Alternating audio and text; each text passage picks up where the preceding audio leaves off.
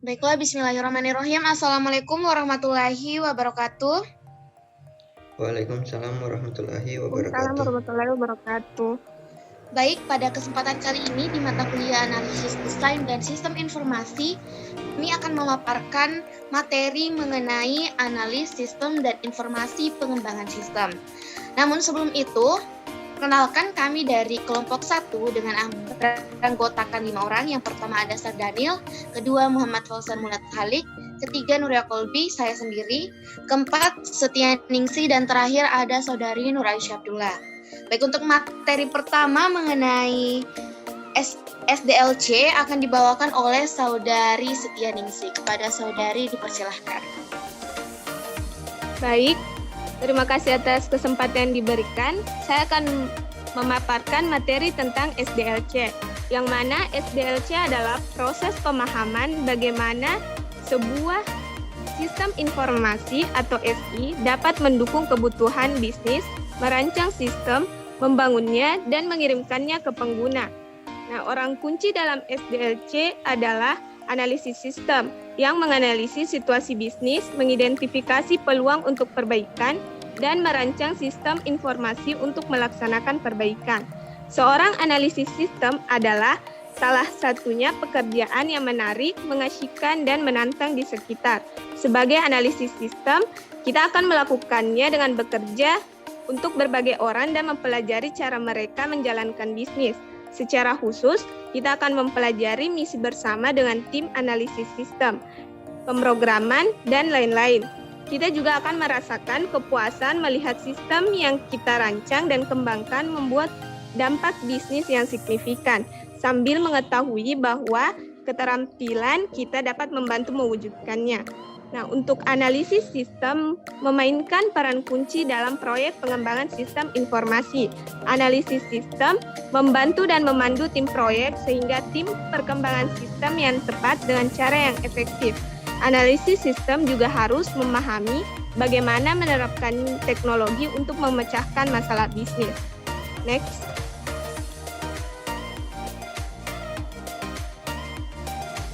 Selanjutnya, saya akan menjelaskan tentang keterampilan analisis sistem. Sistem informasi baru memperkenalkan perubahan pada organisasi dan orang-orangnya. Memimpin upaya perubahan organisasi yang sukses adalah salah satu pekerjaan tersulit yang seseorang bisa lakukan. Memahami apa yang harus diubah, mengetahui bagaimana mengubahnya, dan meyakinkan orang lain tentang perlunya perubahan membutuhkan berbagai keterampilan. Keterampilan ini dapat dipecah menjadi 6 kategori utama, yaitu kategori teknik, bisnis, analitis, interpersonal, manajemen, dan etika. Selain itu, analisis juga harus memiliki keterampilan teknis untuk memahami organisasi yang ada di lingkungan teknis, fondasi teknologi sistem baru, dan cara digunakan untuk keduanya dapat dimasukkan ke dalam solusi teknis terintegrasi. Keterampilan bisnis diperlukan untuk memahami bagaimana TI dapat diterapkan pada situasi bisnis dan untuk memastikan bahwa TI memberikan nilai bisnis yang nyata. Analisis adalah pemecah masalah yang berkelanjutan baik di proyek maupun tingkat organisasi, dan mereka menguji keterampilan analitis mereka secara teratur. Saya kembalikan kepada moderator. Baik, terima kasih kepada Saudari Ningsi atas penjelasannya. Materi selanjutnya mengenai spesialis analisis sistem akan dibawakan oleh Saudari Nur Aisyah Abdullah. Kepada Saudari dipersilahkan. Baik, terima kasih atas kesempatan yang diberikan. Saya akan memaparkan materi selanjutnya, spesialisasi analisis sistem. Yang pertama, analis sistem berfokus pada isu seputar sistem yang mengembangkan ide dan saran tentang cara TI dalam meningkatkan bisnis proses, membantu merancang proses bisnis baru, merancang sistem informasi baru TIM, dan memastikan bahwa semua standar dipertahankan. Next. Analis bisnis berfokus pada masalah bisnis seputar sistem. Orang ini membantu mengidentifikasi nilai bisnis yang akan dibuat, dikembangkan oleh sistem OVSID untuk meningkatkan proses bisnis dan membantu merancang bisnis baru, proses, dan kebijakan. Next. Analis infrastruktur, di mana berfokus pada masalah teknis seputar cara sistem akan berinteraksi dengan infrastruktur teknik organisasi, perangkat keras, perangkat lunak, jaringan, dan database. Next. Analis manajemen, di mana perubahan berfokus pada orang-orang dan manajemen masalah seputar penginstalan sistem. Next. Yang terakhir, manajer proyek. Sering merupakan analis sistem yang sangat berpengalaman.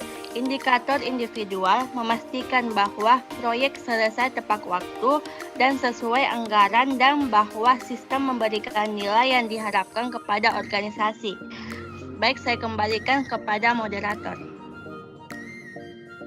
Baik, terima kasih Saudari Nur Aisyah Abdullah atas pemaparannya yang begitu luar biasa. Materi selanjutnya mengenai siklus kehidupan pengembangan sistem akan dibawakan oleh Saudara Sardanil. Kepada Saudara Sardanil, waktu dan tempat dipersilahkan. Baik, terima kasih untuk kesempatan yang diberikan.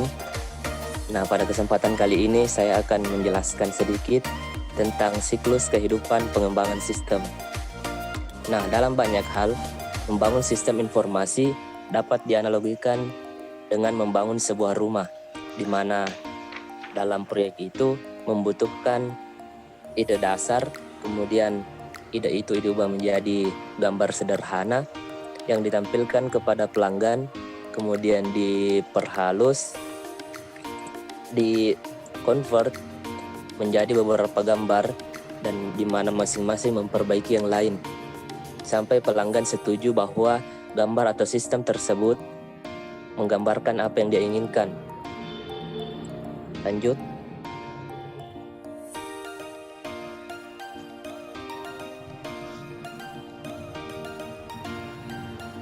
Nah, materi selanjutnya yaitu SDLC memiliki seperangkat 3 fase fundamental. Yang pertama yaitu perencanaan.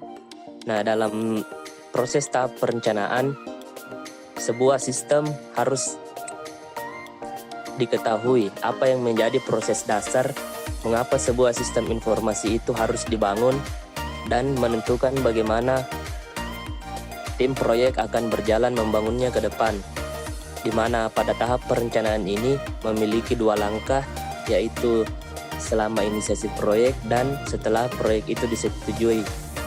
Yang kedua, rancangan. Tahap rancangan atau desain memutuskan bagaimana sistem akan beroperasi dalam hal perangkat keras, perangkat lunak, dan infrastruktur yang mendukung, di mana jaringan yang akan tersedia yaitu antarmuka, pengguna, formulir, dan laporan yang akan digunakan. Yang ketiga, implementasi.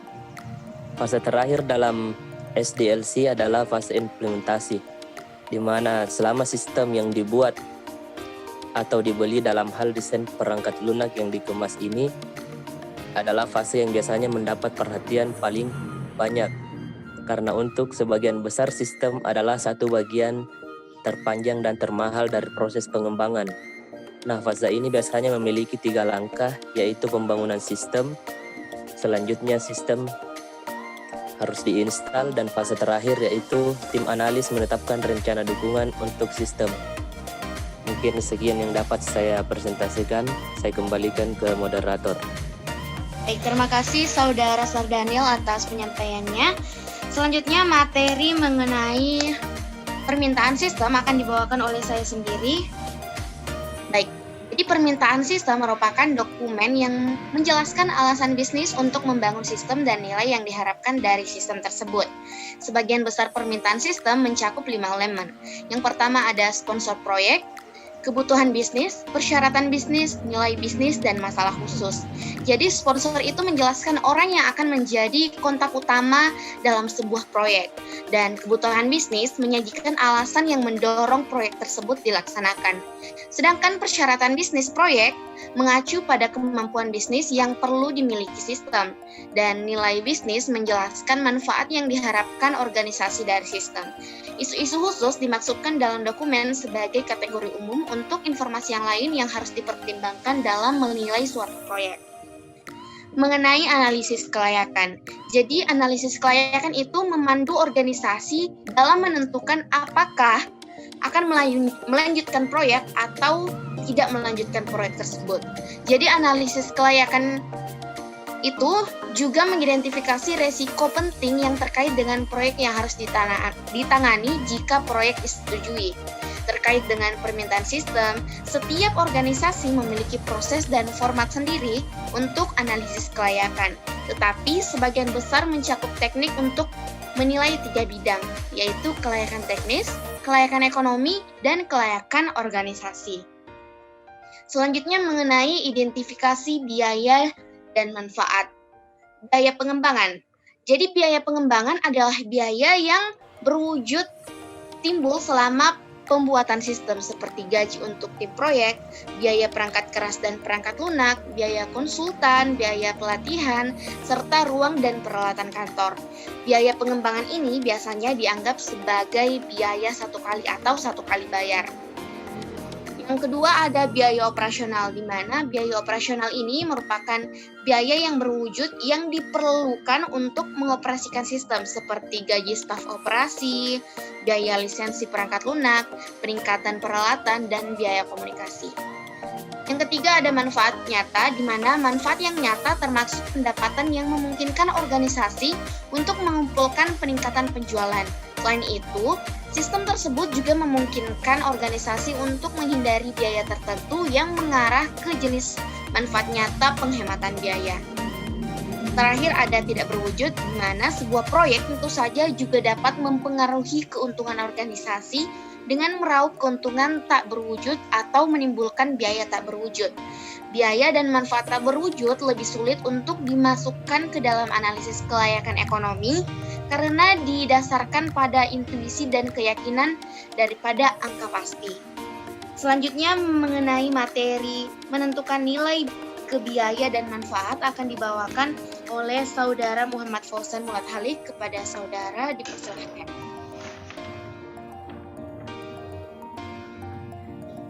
Baik, terima kasih atas kesempatan yang diberikan. Di sini saya akan menjelaskan cara menentukan nilai kebiaya dan manfaat. Strategi paling efektif untuk memperkirakan biaya dan keuntungan adalah dengan mengandalkan orang yang memiliki pemahaman terbaik tentang mereka. Misalnya, biaya dan keuntungan yang terkait dengan teknologi atau proyek itu sendiri dapat disediakan oleh perusahaan grup TI atau konsultan eksternal. Dan pengguna bisnis dapat mengembangkan jumlahnya terkait dengan bisnis, misalnya proyeksi penjualan dan tingkat pesanan. Perusahaan juga dapat mempertimbangkan proyek masa lalu, laporan industri, dan informasi vendor. Meskipun demikian, sumber mungkin akan sedikit kurang akurat. Kemungkinan besar semua perkiraan akan seperti itu direvisi saat proyek berlangsung. Selanjutnya,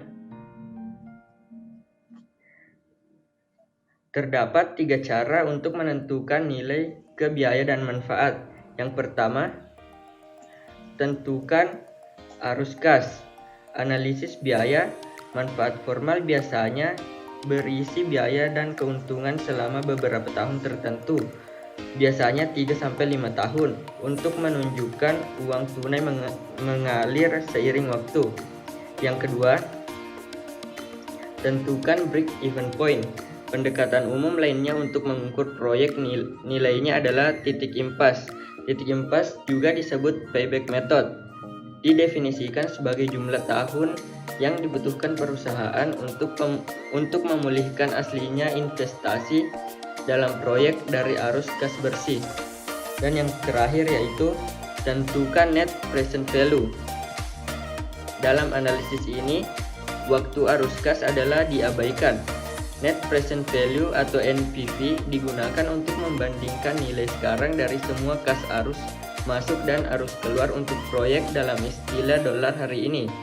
NPV hanyalah perbedaan antara total nilai sekarang dari manfaat dan total nilai sekarang dari biaya. Sekian dari materi saya. Terima kasih Saudara Fauzan atas pembawaan materinya. Jadi sekian materi dari kami. Mohon maaf apabila ada kesalahan dalam penyampaian materi, lebih dan kurangnya. Assalamualaikum warahmatullahi wabarakatuh.